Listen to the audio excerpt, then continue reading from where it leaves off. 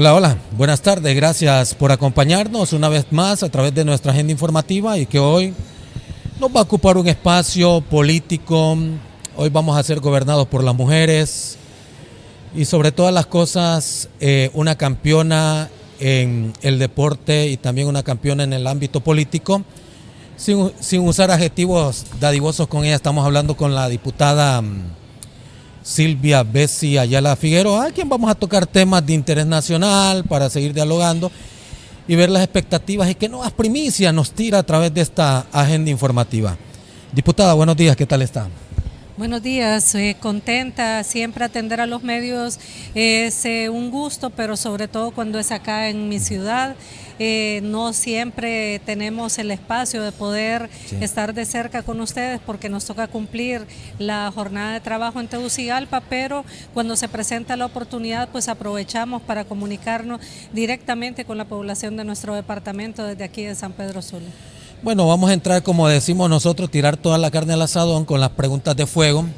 Esto es referente, la primera pregunta es referente a la fiscal, a las dependencias de la Fiscalía General y Adjunta. ¿Qué ha pasado? No ha habido consenso en el Congreso Nacional, diputada.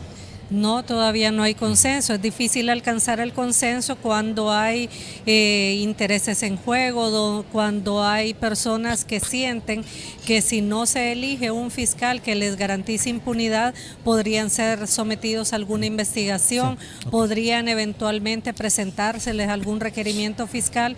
Entonces, lograr consensos con personas que están preocupados de que se les vaya a investigar es ya de por sí algo que lleva más tiempo.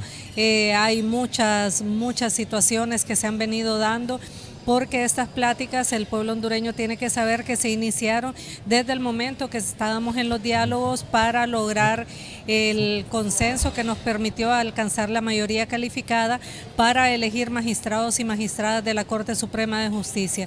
En el marco de esas pláticas también fue donde se empezó a tocar el tema de la elección del fiscal general y el adjunto. Recuerde usted que el sistema de impartición de justicia tiene una enorme deuda con el pueblo hondureño. Recuerde que la población ha sentido que tener que el derecho a que se imparta justicia no se le ha cumplido. Recuerde que la población siempre ha reclamado que aquí la justicia solamente alcanza a unos pocos y en crímenes de poca monta, en situaciones que no son de gran relevancia, pero ya cuando se trata de delitos de alto impacto social, ahí es donde las personas que son señaladas pues casi nunca llegan ante la justicia. Entonces en este momento ese es el problema. En los inicios de estos diálogos lo que solicitaba la bancada del Partido Nacional, que es la que ha estado bloqueando el proceso de encuentro de esos acuerdos políticos que nos permitan alcanzar esta mayoría calificada. En un principio lo que ellos solicitaban era una reforma constitucional precisamente para elevar la figura del director de fiscales a rango constitucional. Esta situación ya no podría haberse aprobado, o si se hubiera aprobado no hubiera servido para esta elección de fiscal.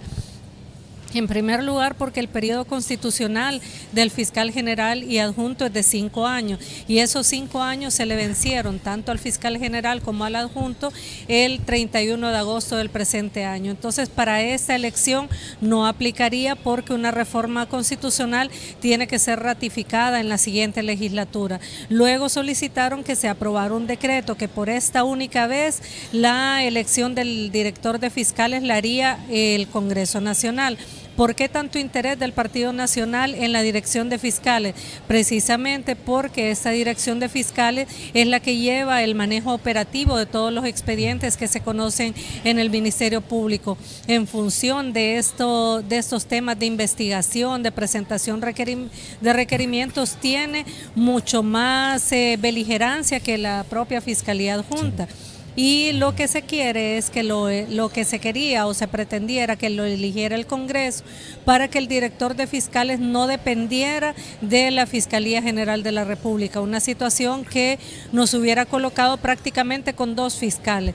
Y luego empezaron a plantear otra serie de peticiones que en realidad ni el presidente del Congreso Nacional ni la Junta Directiva, ni la bancada de Libertad y Refundación podíamos acompañarla.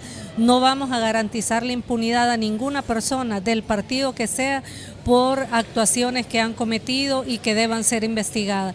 Y esto tiene que tenerlo claro la población. En realidad, en este momento, lo que se está buscando es impunidad por parte de algunas personas que temen que se inicie un proceso de investigación, porque el señor Oscar Chinchilla, durante todo su mandato, pues les apoyó con un montón de temas que van a ser conocidos en el informe que la Comisión Especial va a presentar al Pleno. Y este informe, para ir adelantando, ¿no podría darnos algunos datos ustedes como insumo? Claro, mire, la Comisión Especial lo primero que determinó es que por la naturaleza de la información que íbamos a recibir, por lo delicado de los temas que esta comisión va a conocer, el manejo de toda esta documentación, de todos estos insumos, iba a ser bastante responsable y no lo íbamos a dar a conocer hasta el momento en que se presentara el informe al Pleno. Primero tenemos que llegar a un acuerdo todos los integrantes de esta comisión multipartidaria del contenido del informe, de las conclusiones y de las recomendaciones que se van a presentar al Pleno. ¿Qué es lo que tenemos entonces? En primer lugar, hemos recibido una gran cantidad de documentación en físico, que se ha hecho llegar al Congreso Nacional. Se creó un correo institucional. En este correo institucional ya se nos ha hecho llegar documentación, ya se nos han hecho solicitudes de audiencias también para comparecer ante la comisión. Ya recibimos a varias personas que nos llevaron informes de casos, varios de ellos casos de alto impacto, que se conocieron durante la gestión del señor Oscar Chinchilla, y en este momento tenemos aproximadamente 700 folios de documentación que la comisión ya inició el proceso de revisión para poder ir definiendo cuáles de esos casos van a ser incluidos en el informe cuando, a juicio de la comisión, se evidencie que, ya sea por acción o por omisión, hubo responsabilidad por parte del exfiscal general o el exfiscal general adjunto. De no llegar a un consenso en el legislativo, ¿podría el Ejecutivo elegir el adjunto y el general en torno a los cargos del Ministerio Público? No, de ninguna manera. La Constitución de la República establece como una de las atribuciones del Congreso Nacional la elección del fiscal general y el fiscal adjunto. Así es de que no se puede, esas atribuciones son indelegables, esas atribuciones deben de cumplirse tal como lo manda la Constitución de la República, que es la norma suprema del país. Además existe una independencia de poderes y funciones claramente delimitadas en el texto constitucional. Por ello no puede el Poder Ejecutivo, no podría el Poder Judicial interferir en lo que es este proceso de elección que constitucionalmente debe realizarlo el Congreso Nacional de la República. Diputada, ustedes tenían planificado, porque este fue un proyecto que tarde o temprano tenía que ser discutido ante el Poder Legislativo, y ustedes sabían de que no tenían la mayoría de los votos en el mismo Congreso Nacional. Entonces, ustedes no pudieron analizar una previa negociación con los otros congresistas para poder decirles, lleguemos a un acuerdo, porque aquí se está hablando, se está rumorando mucho, se especula mucho, incluso se habla de que Daniel Cibrián, usted me va a despejar esta duda, Daniel Cibrián podría quedar como fiscal general también. Bueno, mire, el periodo constitucional está establecido tanto para el fiscal general como para el fiscal general adjunto. Estos periodos son taxativos, o sea, no admiten una prórroga. Usted no puede bajo ningún término prorrogarle el mandato a ningún funcionario, a ningún titular de una institución, a ninguna persona que ejerza un cargo de elección popular. Por ejemplo, si aquí en el departamento de Cortés hubiera con posterioridad al proceso electoral alguna duda de cuál es el resultado y ya se llegara el momento de la toma de posesión, no podrían los diputados anteriores decir nos vamos a quedar por mientras definen cuáles son los nuevos diputados. De igual manera no se pueden quedar ningún otro funcionario. Y le voy a decir una cosa, vea usted cómo han puesto de ejemplo y cuando se dieron cuenta de que no les servía, dejaron de hacerlo. En un principio estaban poniendo de ejemplo de que los magistrados y magistradas nos habíamos tardado algunas semanas más de la fecha en que ellos finalizaron. Pero si usted revisa, ninguno de los que se quedaron firmó ni un solo documento más, ni conoció ningún otro caso más allá del periodo que estaba establecido constitucionalmente, porque eso los haría incurrir en responsabilidad. No puede una ley secundaria como la Ley Orgánica del Congreso modificar una disposición constitucional, y eso lo sabe cualquier estudiante de secundaria. Eso lo conoce cualquier ciudadano en nuestro país, que la Constitución de la República es la norma suprema y que cualquier otra ley no puede tener disposiciones que contravengan, o sea, que vayan en contra de lo que la Constitución de la República está indicando. El plazo constitucionalmente está establecido en 5 años. Más allá de esos 5 años no pueden quedarse. ¿Y qué es lo que se ha hablado? Que si no ha habido pláticas, han habido pláticas desde hace meses con bancadas, con jefes de bancadas, con personas de algunos partidos políticos. Hay que entender que hay algunas bancadas que no actúan conforme a lo determina su bancada, o que el jefe de bancada dice una cosa y los diputados hacen otra. Eso es una realidad en el actual Congreso Nacional. Eso hace que las pláticas haya que hacerlas no solamente con jefes de bancada. Eso nos lleva a que hay que dialogar con los diferentes sectores inclusive, mire que hay partidos que han hecho públicos comunicados donde dicen que estas pláticas para la elección del fiscal general deben realizarse con tal persona de su organismo de dirección. O sea, ¿cómo va a ser posible que el Congreso Nacional vaya a ir a convocar a los presidentes, coordinadores o secretarios generales de los diferentes organismos de dirección de los partidos? Eso le corresponde a cada bancada, reunirse con su autoridad partidaria para definir una posición.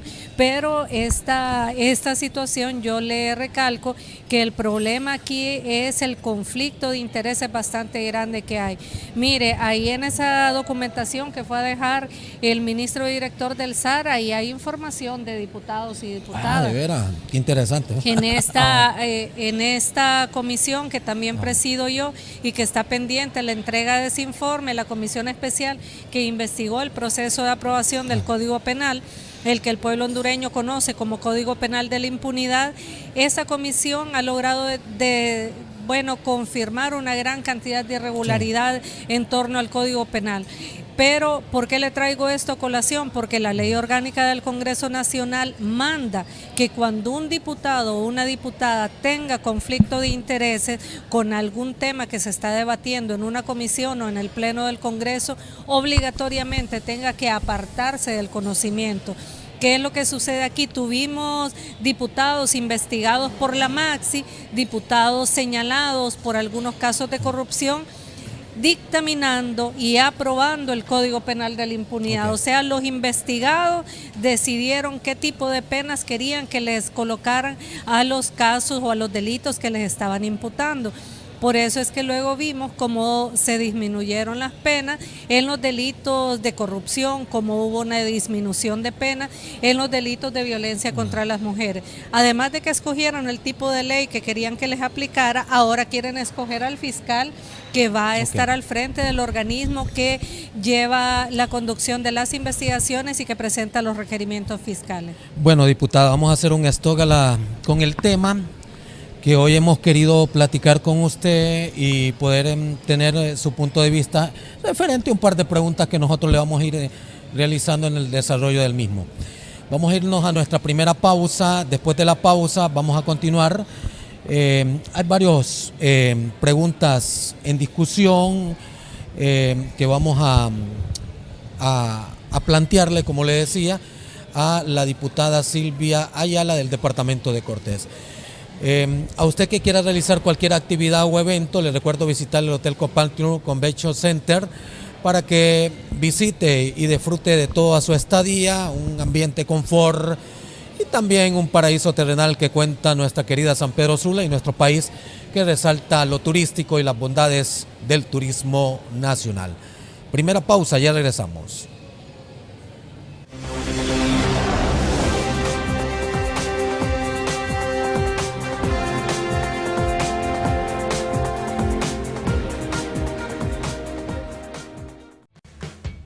Expreso Americano llegas para disfrutar un buen café. Y ahora, también irás por la experiencia de conocer Honduras y sus destinos, sin importar que sean lugares helados o calientes. Y estos destinos están a un QR. Escanea el código en cualquier Expreso Americano para ingresar a Turismo con Café, la plataforma donde tendrás información de los mejores destinos turísticos en Honduras. Al registrarte estarás participando por un viaje a Roatán para 2 personas, todo incluido. Expreso Americano, la pasión del café.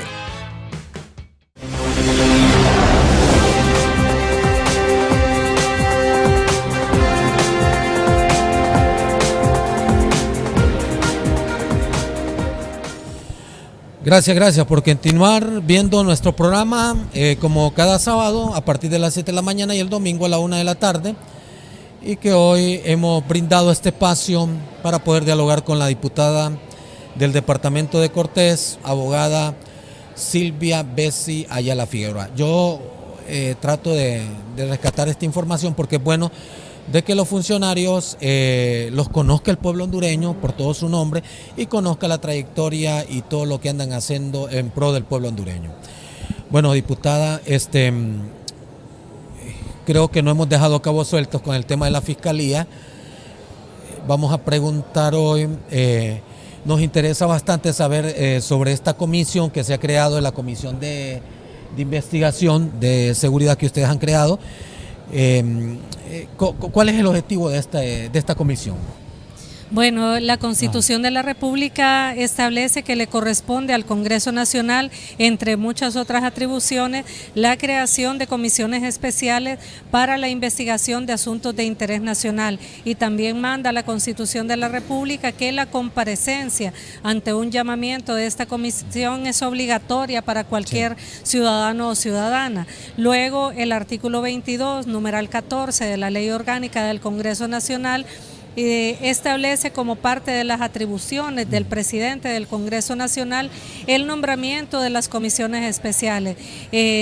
Atendiendo a esas disposiciones es que el presidente del Congreso Nacional nombró una comisión especial multipartidaria. Está compuesta por diputados y diputadas de casi todas las bancadas representadas en el Congreso. Solamente me faltó la representación del Partido Anticorrupción, pero estamos representados ahí el Partido Liberal, el Partido Nacional, el Partido Salvador de Honduras, la Democracia Cristiana y Libertad y Refundación. Esta comisión multipartidaria tiene un mandato bastante claro: investigar la gestión de los ex titulares del Ministerio Público, del exfiscal general y del exfiscal general adjunto. La comisión tiene un listado de algunos casos relevantes de corrupción donde el presidente del Congreso Nacional ha pedido que se investigue la responsabilidad por acción o por omisión de los extitulares del Ministerio Público en este tipo de casos, pero también dejó abierta la posibilidad de que la comisión pudiera recibir información relevante de algunos otros casos que consideremos el Pleno de la Comisión necesario incluirlos en este informe. ¿Qué es lo que estamos haciendo? Ya estamos recibiendo documentación. Esta documentación incluye números de expediente, incluye el señalamiento de casos que en un inicio fueron investigados por el Ministerio Público, por diferentes dependencias del Ministerio Público, y que luego fue ordenado que se dejara de investigar, luego fue ordenado que no se procediera contra las personas contra las que había indicios racionales. Existen oficios, existen documentos con acuse de recibo del despacho del exfiscal general, lo que comprueba que estas situaciones le fueron puestas en conocimiento oficialmente al exfiscal general de la República. Sin embargo, hasta lo que hemos logrado revisar hasta este momento, no se actuó. También la comisión ha solicitado de los archivos y de la caja fuerte del Congreso Nacional que no se compartan la parte que corresponde al Ministerio Público de otra comisión especial de investigación que en aquel momento, en el primer semestre del año 2022, investigó la labor de los operadores de justicia vinculados al tema de las extradiciones. En esta materia se investigó, entre otros operadores de justicia, al Ministerio Público, y producto de todo lo que se investigó de toda la información de la audiencia que se tuvo con el exfiscal Oscar Chinchilla y su cuerpo de asesores, esta comisión especial concluyó el año pasado en una comisión que también era multipartidaria, que también incluía representantes del Partido Nacional, del Partido Salvador de Honduras, de Libre, de la Democracia Cristiana. Esta comisión concluyó que se iba a colocar como una de las recomendaciones el juicio político contra el exfiscal general de la República. Lastimosamente, el Pleno del Congreso Nacional no acompañó esta propuesta de juicio político, entonces esos documentos quedaron ahí. Pero en esos documentos existen declaraciones de funcionarios, de personas que laboran en el Ministerio Público.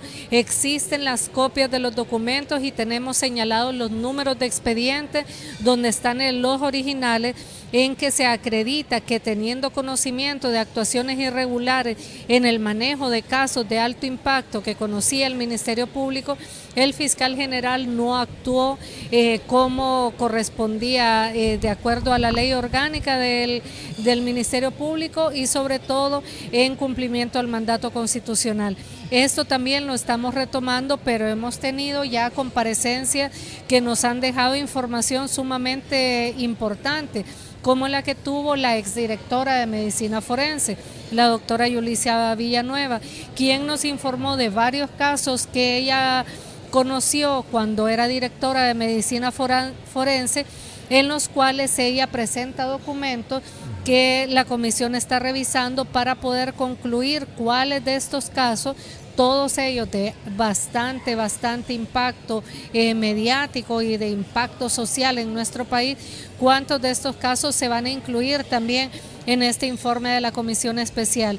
Luego las recomendaciones, pues será el pleno de la comisión el que defina qué es lo que vamos a recomendar, pero qué es lo que va a suceder, porque la gente nos dice, ¿y para qué van a hacer otro informe si no es vinculante?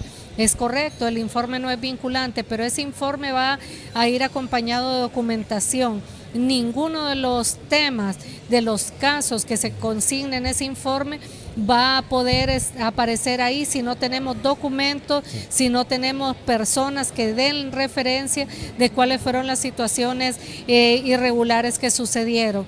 Y esto, al ser presentado en el Pleno del Congreso Nacional, ante el Pleno, en el hemiciclo legislativo, va a ser de público conocimiento. ¿Qué es lo que va a suceder? Esperamos que cuando se presente el informe ya estén en funciones los próximos fiscal general y fiscal adjunto, para que se pueda iniciar de oficio una investigación de cada uno de los casos que se va a plantear ahí. Y ya será el ente correspondiente, que es el Ministerio Público, el que determine después de las investigaciones correspondientes en cuáles de los casos procede requerimientos fiscales, en cuáles de los casos consideran que existen indicios racionales de que se actuó de una manera contraria a la ley o que por el contrario el no haber actuado permitió la impunidad o le garantizó impunidad a algún sector o a algunas personas en el país. Así es de que eso va a ser lo primero, va a quedar a criterio de inclusive cualquier fiscal. Si todavía no se hubiera electo fiscal general y adjunto, cualquier fiscal puede de oficio iniciar una investigación. Y lo otro es que el pueblo hondureño, que conoce muchos de estos casos de corrupción que nos investigaron, que conoce muchos vínculos de personas, de funcionarios de la administración anterior con el narcotráfico y que sabe que había personas en el Ministerio Público que les estaban colaborando para que no se les investigara, para que no hubiera ningún tipo de requerimiento en contra de ellos. Estas personas van a poder tener la confirmación. El pueblo hondureño tiene derecho a saber la verdad. El pueblo hondureño tiene derecho a conocer cómo se condujo el Ministerio Público. Y mire otro aspecto relevante. La ley orgánica del Ministerio Público obliga al fiscal general de la República a presentar anualmente un informe ante el Congreso Nacional.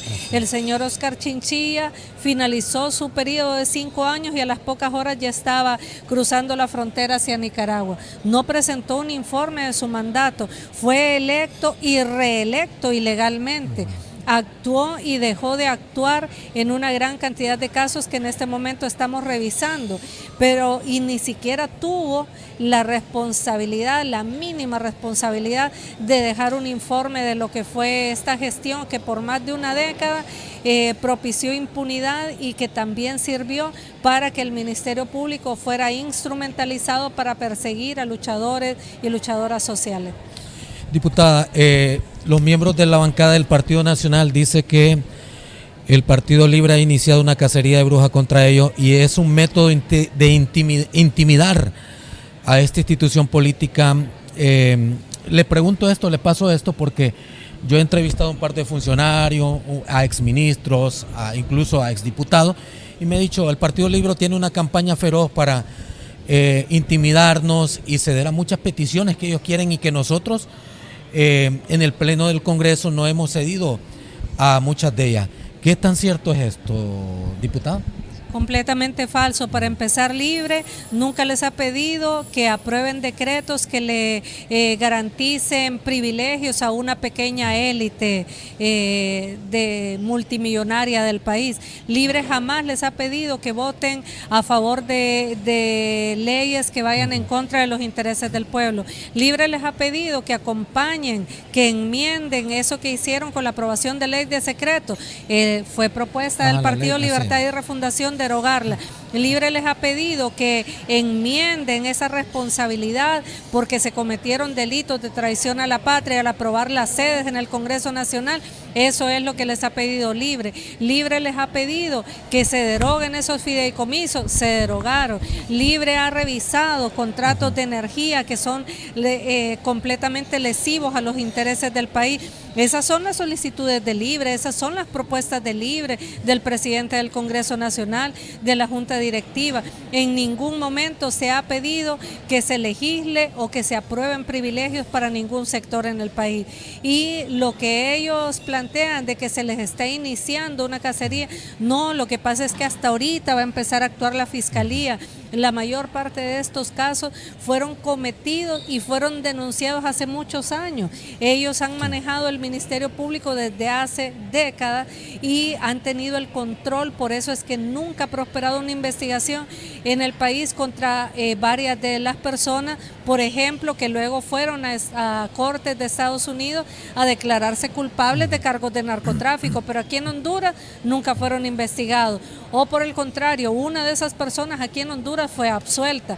Y lo que tiene el Partido Nacional, muchos de sus dirigentes, muchos de sus diputados, es un temor que esos actos que cometieron al margen de la ley, en este momento que ya no está la persona de absoluta confianza de Juan Orlando Hernández, como era Óscar Chinchilla, este tipo de situaciones sí empiecen a investigarse, porque Juan Orlando Hernández ya está enfrentando un juicio por narcotráfico a gran escala y por tráfico de armas en Estados Unidos.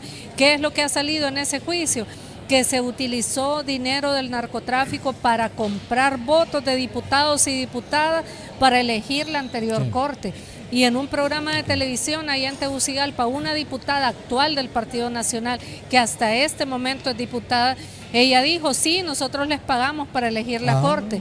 Yo le dije a ella, diputado, ¿usted está consciente que está admitiendo la comisión de un hecho delictivo? No, pues sí, eso fue la verdad. Lo ha dicho el jefe de bancada del Partido Liberal. Aquí estacionaban carros de valores en las afueras del Congreso para entregarles maletines con dinero a los diputados.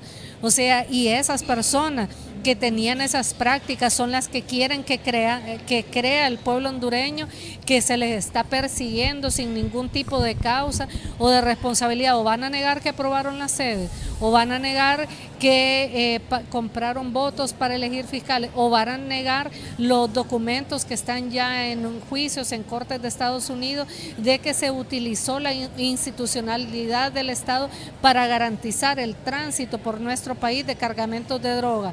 Ahí se ha dicho en corte, es más, ha habido funcionarios judiciales de Estados Unidos que son los que han expresado que el Partido Nacional es una organización criminal. Nosotros lo que estamos haciendo en este momento como diputados y diputadas, primero es enmarcarnos en las atribuciones que la Constitución de la República nos da, y parte de esas atribuciones es crear estas comisiones especiales de investigación, pero esta comisión va a terminar con un informe. Quien va a decidir si se actúa o no es el Ministerio Público, y en el Ministerio Público, aun cuando ya salieron de su gestión el exfiscal general y el exfiscal adjunto, una gran mayoría de las personas que están ahí fueron nombradas por estas dos personas.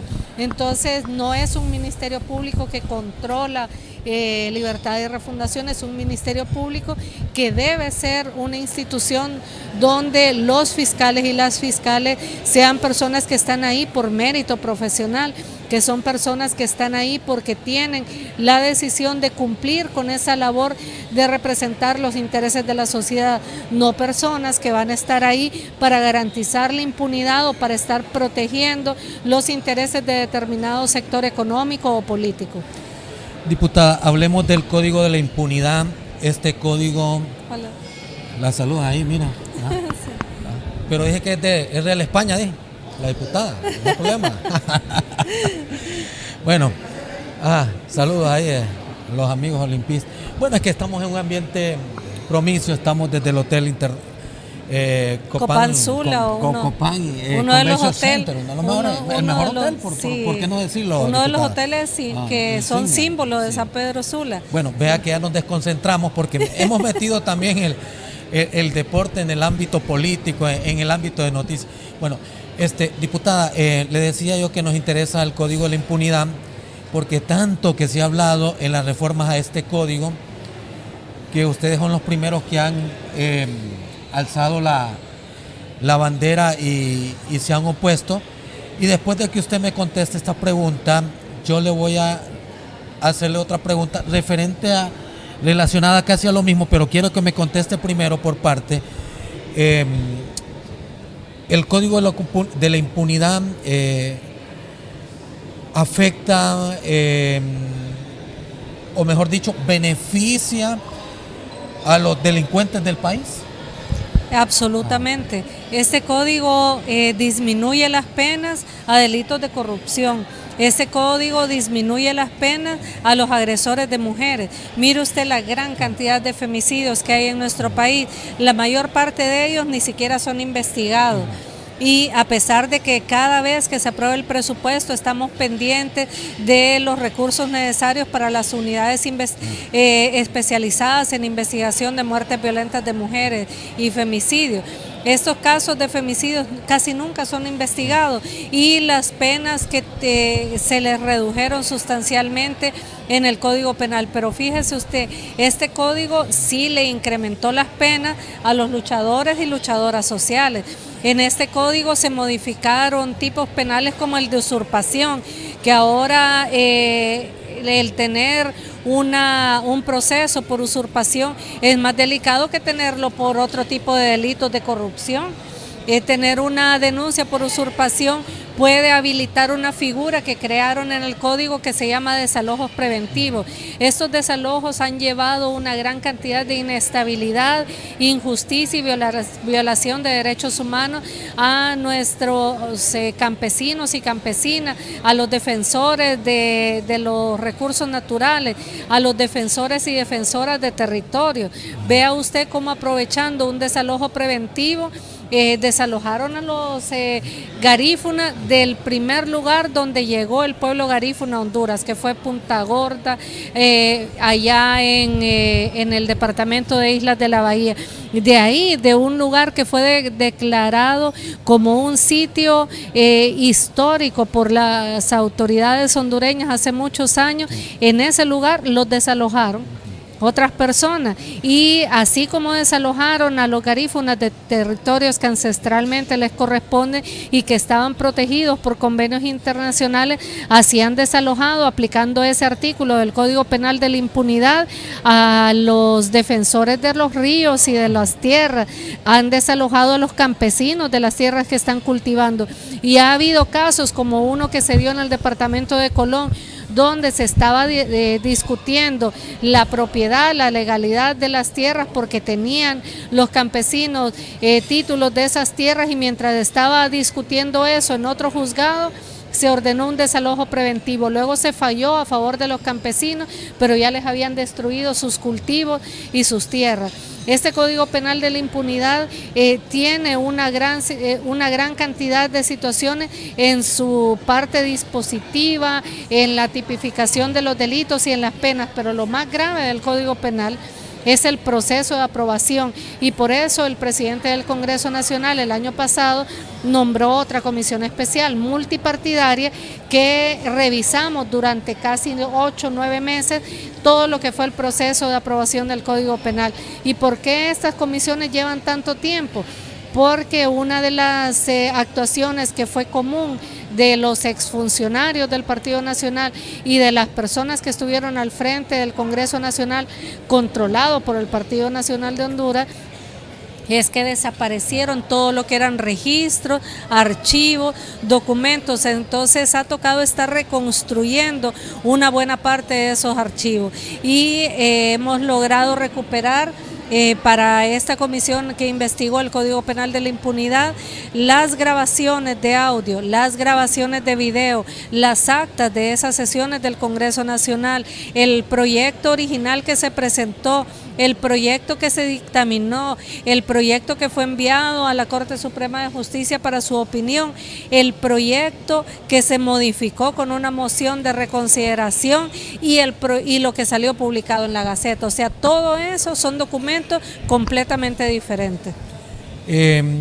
¿La amnistía política fue aprobado en este Congreso o fue aprobado en el Congreso anterior? Mire, ha habido ¿O hicieron reforma? Mire, hubo una amnistía en el país que se aprobó después del golpe de Estado del 2009. Esa amnistía sirvió para que todas esas personas que violaron los derechos humanos del pueblo hondureño pudieran acogerse bajo el manto de la impunidad. Esa amnistía, no recuerdo yo que hubiera nunca programas, foros de televisión preguntando por qué se había aprobado esa amnistía y quiénes podían acogerse. Y el texto de ese decreto de amnistía establece que si hay personas que están siendo investigadas hay que cerrar esas investigaciones, que si hay personas que están siendo judicializadas hay que absolver a esas personas. Esa fue la amnistía contra violadores a derechos humanos en el marco de la represión del golpe de Estado militar del 2009. ¿Qué aprobamos nosotros en el actual Congreso? El decreto 4/2022, y me agrada que usted haya hecho esa pregunta. Sí, aprobamos. Disculpe que la interrumpa, diputada. Es que normalmente la gente piensa que la amnistía política fue aprobada en este legislativo, en este periodo del gobierno de la presidenta Castro. Y de paso digo esto porque siempre se habla de que han tirado cartas de libertad como naipe. Entonces, bueno, a Callejas fue que le dieron esas acá. Es bueno que se aclare esto, o que usted nos diga la postura por parte del Partido Libre. Bueno, le voy a decir lo que en realidad se dio. Aprobamos el decreto 4/2022, se llama Ley para la Reconstrucción del Estado Constitucional de Derecho y para que los hechos no se repitan.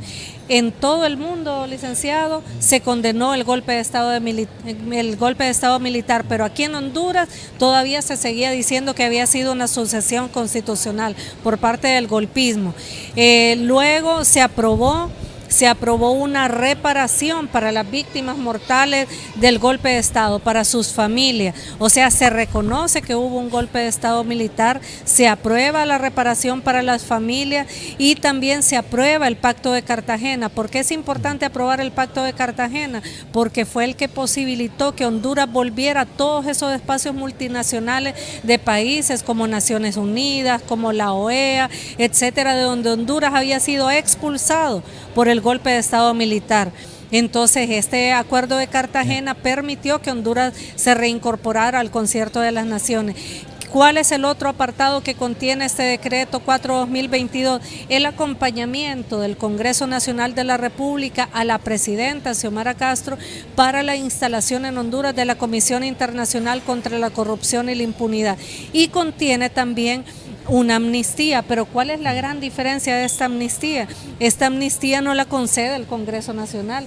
El Congreso crea la figura de la amnistía y establece condiciones, que las personas tengan que acreditar su condición de perseguido o perseguida política. O sea, si usted o yo cometemos un delito en este momento, no nos podemos acoger a la amnistía, porque no sería ninguna acción, ningún delito que fuera en el marco del ejercicio de derechos civiles, de derechos políticos, y no serían acciones que son políticamente motivadas.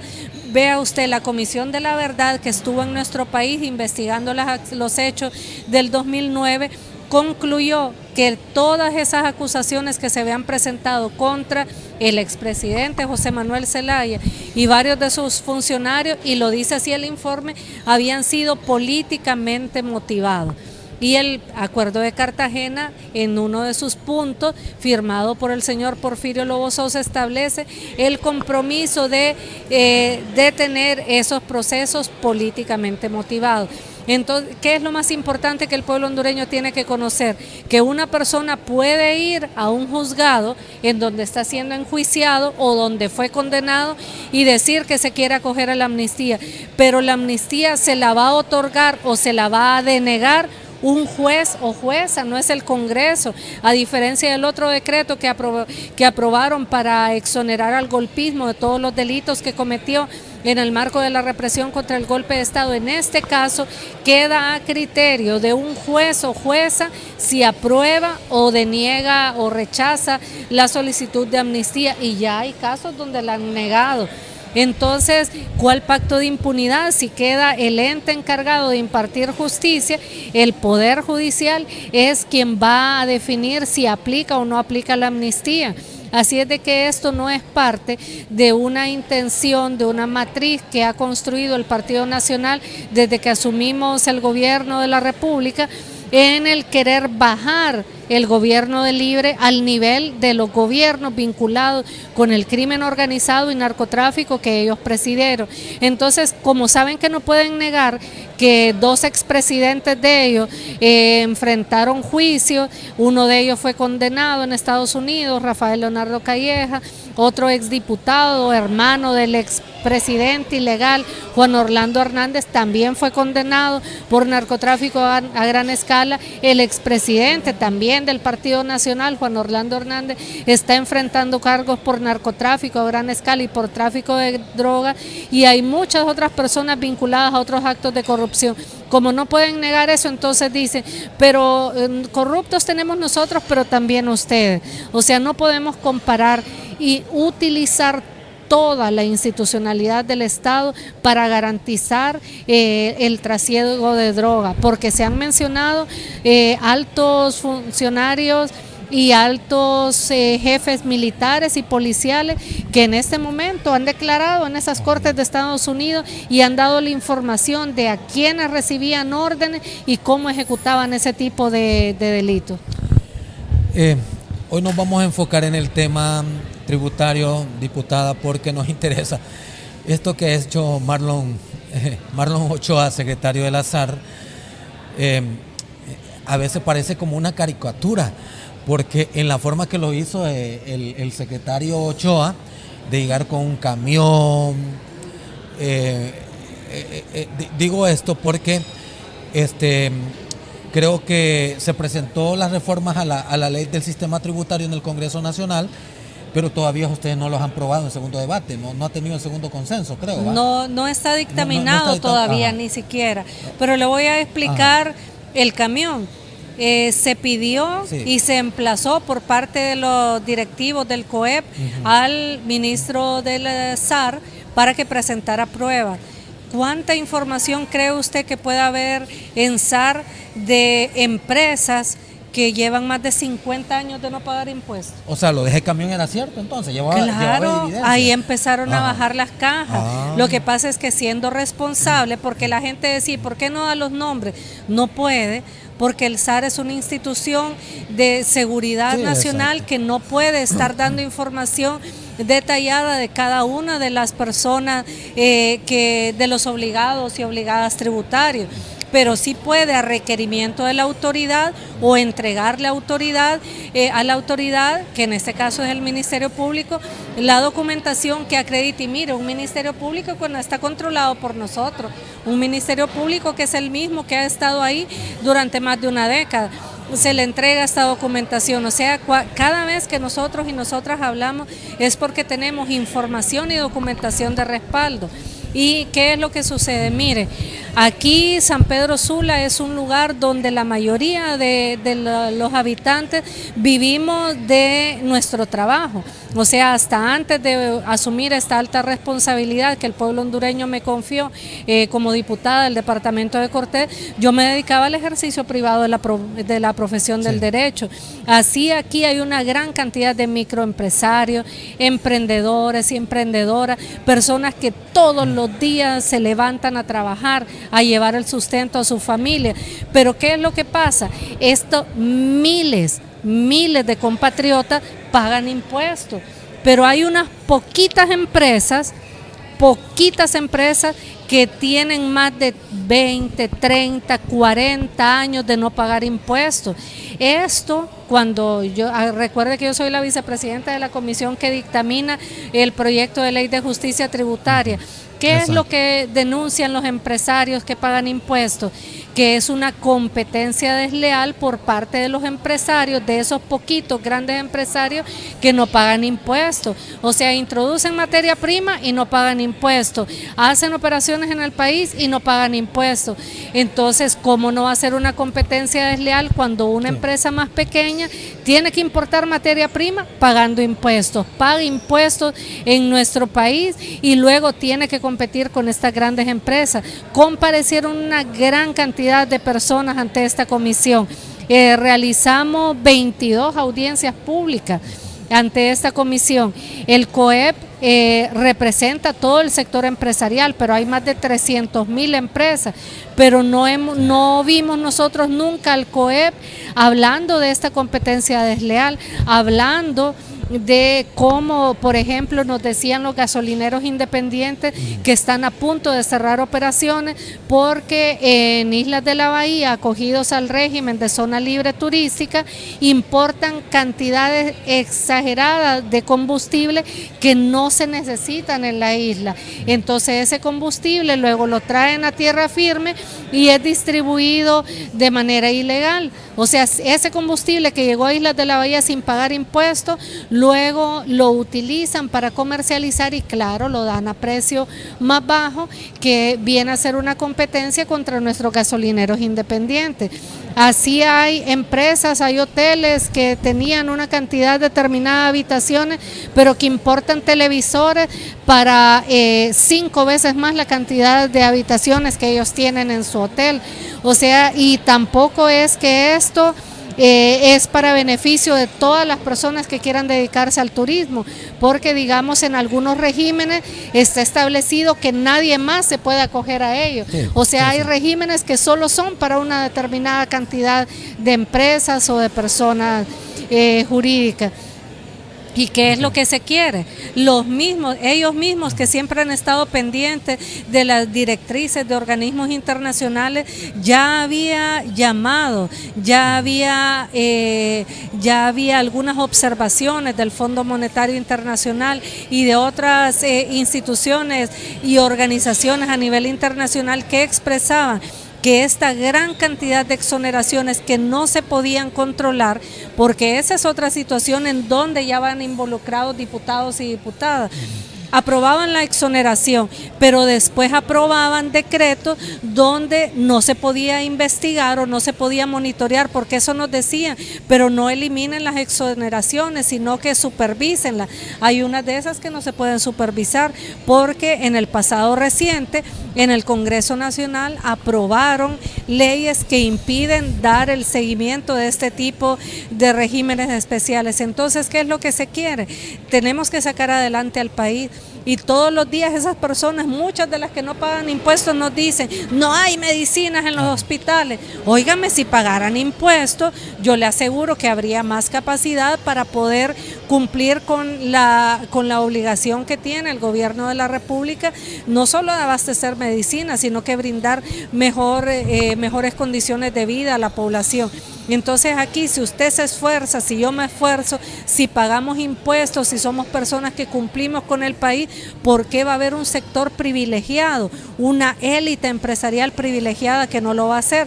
Y de eso se trata, de que todos y todas tengamos más o menos las mismas condiciones, y no es que no va a haber incentivos fiscales, claro que va a haber. Y la otra cosa es que estos regímenes, algunos de ellos fueron prorrogados ya después de que se sabía que había perdido las elecciones el Partido Nacional. Entonces a algunos de ellos les quedan 15 años para seguir sin pagar impuestos, otros les quedan 10 años, 20 años para seguir sin pagar impuestos, y montaron una campaña feroz en contra de este proyecto de ley de justicia tributaria, y le decían al pueblo hondureño que al día siguiente que se aprobara esa ley se iban a perder empleo. ¿Y por qué se iban a perder empleo si las empresas iban a seguir gozando de las exoneraciones durante todo el tiempo de vigencia de la exoneración que estuvieran gozando?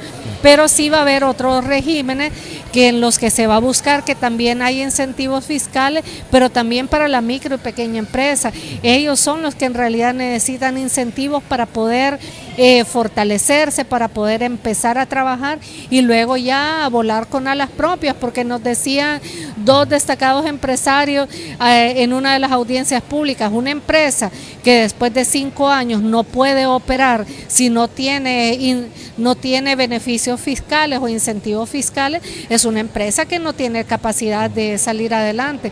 Pero aquí hay empresas que llevan más de 30 años, más de 40 años de estar operando con este tipo de incentivos que, como le repito, representan una competencia desleal contra la gran mayoría de empresarios, de emprendedores y emprendedoras y de población en general que sí pagamos impuestos. Diputada, ya para ir finalizando, nos quedan pocos minutos.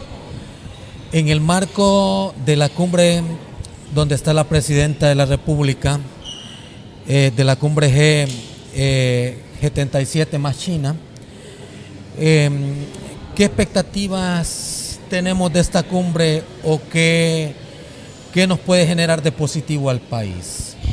Bueno, es una cumbre donde los diferentes países del mundo están poniéndose de acuerdo en una gran cantidad de temas, tema medioambiental. Sí. Recuerde que la situación del cambio climático está afectando a todo el mundo, algunos lugares más que otros. Hay algunos acuerdos que se dan entre los países para poder enfrentar este tipo de situaciones. Aquí mismo, por ejemplo, en Honduras tenemos un serio problema ambiental producto de la basura que llega de Guatemala a las costas del departamento de Cortés, concretamente en el municipio de Omoa. Sí. Tenemos una gran cantidad de situaciones que, aunque se den en otros países, afectan lo que es el medio ambiente en Honduras.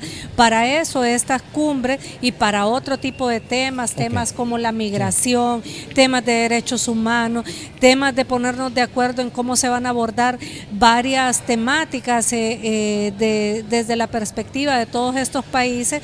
Importante que sea con la presencia del gigante asiático de China, que es una potencia mundial que está en realidad dando acompañamiento a una gran cantidad de países. China, con quien en este momento estamos negociando un tratado de libre comercio. China, que ya recibió a todos los becarios hondureños que estudiaban en Taiwán, ya están estudiando en China. China, que ha planteado un acompañamiento para todo lo que son megaproyectos que el gobierno de la República había venido trabajando y que ya están siendo discutidos. También hay otras decisiones que se han tomado en cuenta, que se han venido analizando y tomando en cuenta por diferentes países, como los nuevos bancos, el banco de los BRICS, las nuevas potencias mundiales, como las diferentes organismos regionales de las que varios países son parte. Entonces hay muchos temas importantes, pero lo más valioso es que ya en todos estos eventos internacionales se recibe a la mandataria nuestra con respeto, se le recibe con la consideración que merece, no se le recibe con protestas, no se le recibe con señalamientos, sino que esta labor de la Presidenta de la República, desde el gane histórico que tuvo, porque es la presidenta con mayor votación en la historia del país, desde el momento que fue un proceso electoral que no tuvo ningún señalamiento por los observadores internacionales, o sea, fue contundente, un resultado que ella tuvo que ha permitido que se respete al país. Ya a Honduras no se le conoce como un narcoestado, y todos estos aspectos han hecho que Honduras tenga acceso a poder contar con acuerdos, con colaboraciones, con financiamiento de diferentes sectores y de diferentes países que van a servir para que todo este programa de gobierno del Bicentenario pueda ser implementado y que sentemos las bases de una nación libre y soberana. Diputada, es la última pregunta que le voy a hacer. Hemos hablado de temas nacionales, puntualizando en algunos aspectos en contexto referente a este programa, pero nos interesa también lo local, el ámbito político local. Tenemos pocos minutos, diputada. Sabemos que con usted no hay que preguntar mucho porque es una funcionaria que uno pregunta y le hace un expendio explícito de todo lo detallado de lo que uno pregunta. San Pedro Sula. Todo el mundo se pregunta qué está pasando con la alcaldía de San Pedro Sula.